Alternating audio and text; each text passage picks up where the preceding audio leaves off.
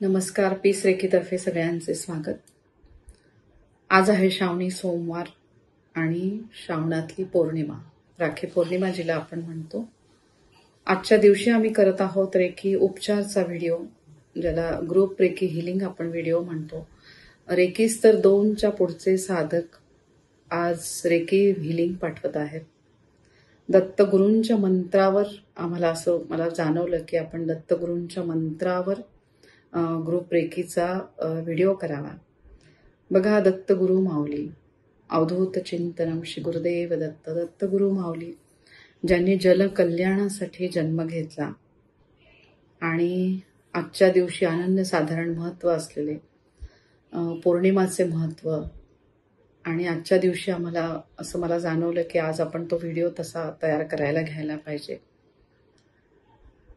तर सगळेजण मिळून आम्ही करत आहोत हा दत्तगुरूंच्या मंत्रावरील रेखी उपचारचा व्हिडिओ. याच्या मागे एकच आमचा उद्देश आहे की जो कोणी व्हिडिओ हा बघेल त्याद्वारे त्याला जे काही त्रास होत असतील, शारीरिक, मानसिक, भावनिक आजार, ती व्याधी त्यांची कमी व्हावी दत्तगुरूंच्या कृपा आशीर्वादामुळे. आणि दत्तगुरु माऊलींचे पौर्णिमेच्या दिवशी भरभरून सगळ्यांना आशीर्वाद मिळावे. बघा, ही वैश्विक शक्ती आज आपल्या आजूबाजूला सगळीकडे ती कार्यरत असते. प्रत्येक गोष्टीमध्ये ती असते. सजीव निर्जीव सगळीकडे ह्या वैश्विक शक्तीचा संचार असतो. आणि अशी ही वैश्विक शक्ती आणि तिचे आशीर्वाद प्रत्येकापर्यंत पोहोचवावे, हा आमचा सगळ्यांचा एक प्रामाणिक उद्देश आहे. रेखी उपचार, जेव्हा आम्ही सगळेजण प्रत्येक रेखी 2च्या पुढचे साधक ओम द्राम दत्तात्रेय नमः हा मंत्राचा जप करत रेखी उपचार पाठवत आहेत. जो कोणी हा व्हिडिओ बघेल त्याला 30 मिनिटाच्या वर ह्या रेखीचे उपचार मिळावेत.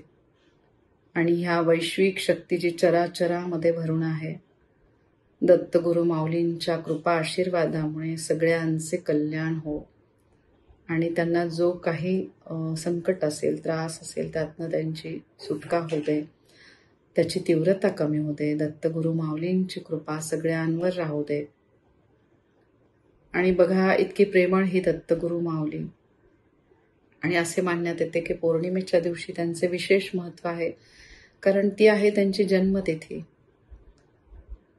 पौर्णिमेला दत्तगुरु माऊलींचा संध्याकाळी जन्म झालेला होता. तर दत्तगुरु माऊलींचे आशीर्वाद सगळ्यांपर्यंत पोहोचू दे, हा प्रामाणिक आमचा उद्देश आहे.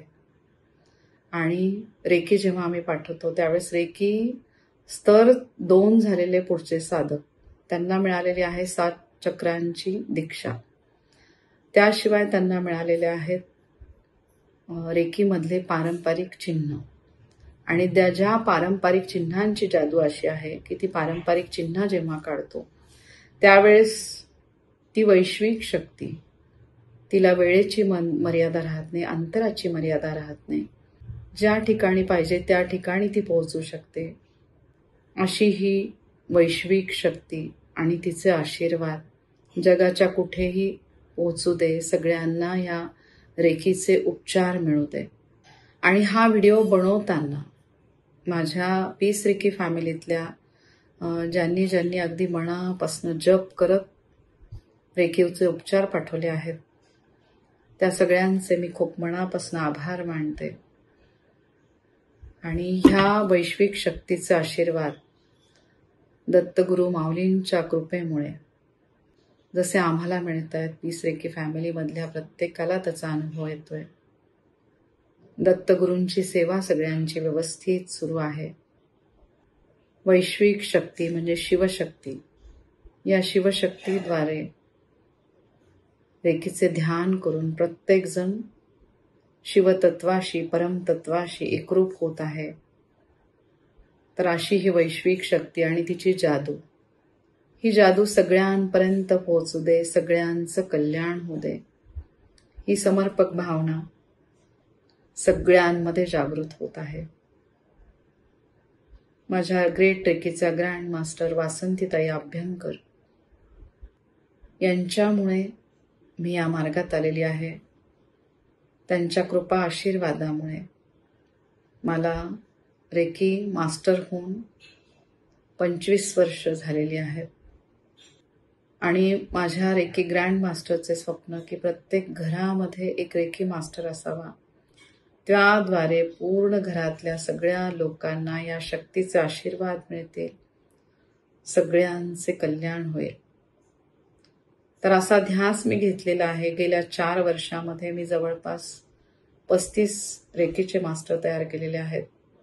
200च्या वर रेकीच्या दीक्षा दिलेल्या आहेत.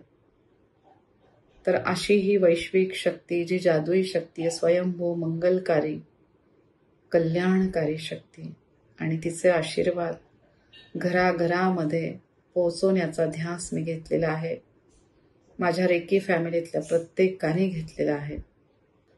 सदत्त गुरु माऊलींना एक आर्त साध की तुमचे आशीर्वाद कायम आमच्या पाठीशी राहू दे आणि प्रत्येकाला तुमचे आशीर्वाद कायम स्वरूपात मिळत राहू दे. अवधूत चिंतनम श्री गुरुदेव दत्त. श्री स्वामी समर्थ. जय जय स्वामी समर्थ. ओम राम दत्तात्रेयाय नमः.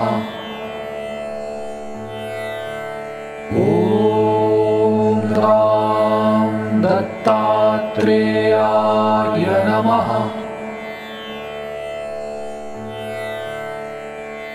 ओम राम दत्तात्रेयाय नमः.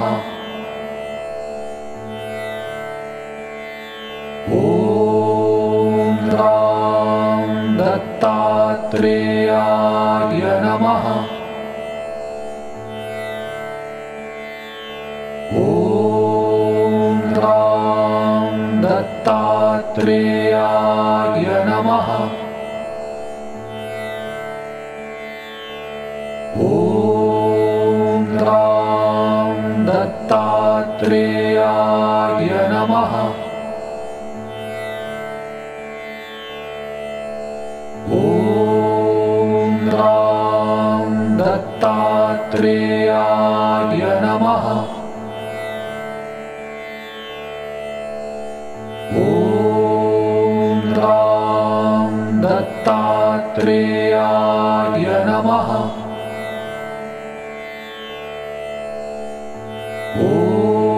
ओम राम दत्तात्रेयाय नमः.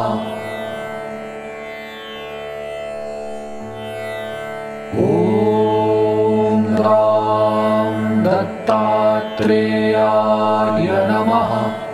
ओम राम दत्तात्रेयाय नमः. ओम राम दत्तात्रेयाय नमः.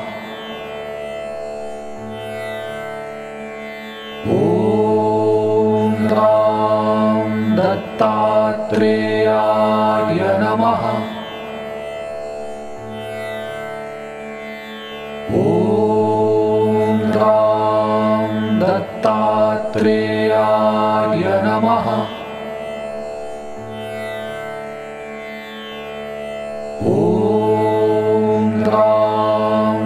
दत्तात्रेयाय नमः.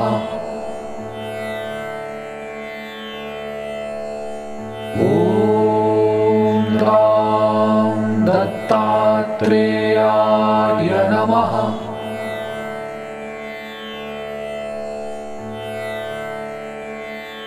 ओम राम दत्तात्रेयाय नमः.